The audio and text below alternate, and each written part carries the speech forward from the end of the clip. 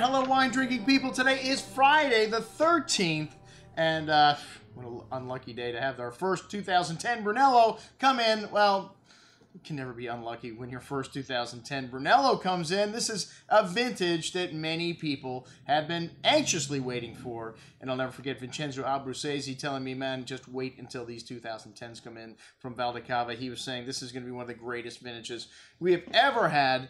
And, well, you know, Canalicchio de Sopra, like Valdicava, one of our favorite producers. We buy these wines every year.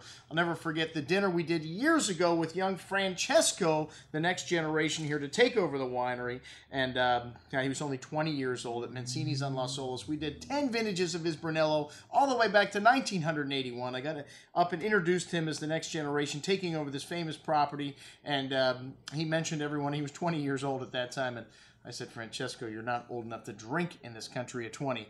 But very young, very enthusiastic, and, you know, these guys are today one of the most talked about properties in Montalcino, and a tiny property, even though the property is not tiny, located one of the highest elevated vineyards in Lagodi de Montesoli, and really, you know, their wines to me speak volumes about what is great about Montalcino. There are a lot of great producers like this that make under 10,000 cases of wine total production that are making just incredible in terms of high quality wines that will last in your cellar. Like I said, the 81 we showed, not even a great vintage, was still drinking beautifully. Well, 2010 is one of those vintages that comes across, I don't want to say once in a lifetime, because they have so many great vintages in Montalcino. You know, to me, a vintage is just an indication of when you want to drink the wines. And in Montalcino, they released the wines after 5 years, one of the longest held wines in the world. But to me, in a great vintage like 2010, you still want to keep these wines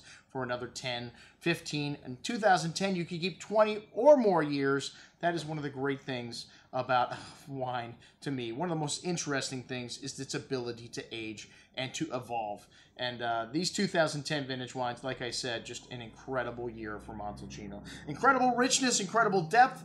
They have that wonderful, lovely red cherry fruit, that lovely savory herbs that you get from Montalcino, and that wonderful freshness that you get from that high altitude in these vineyards here. And we have it in all sizes. That's right. We got little bottles even. We got half bottles. We got 750s. We got magnums. And they don't make a lot of wines here. Just a few thousand cases of the Brunello. The Reserva, just a few hundred cases. Hey, we've got Reserva Brunello all the way back to 1995. This is one of the greatest offerings we have ever put out for a producer of Brunello. There's over 20 wines here from this legendary producer. Well, check it out. Everything that we've got in the store from one of my favorite producers from Montalcino, and a great description of the property by Antonio Galloni. He just wrote up these wines and, like myself, raves about them. Well, check it out. I'm your host, Andrew Lampasoni, signing off for the Wine Watch, saying, remember, always drink the good stuff first.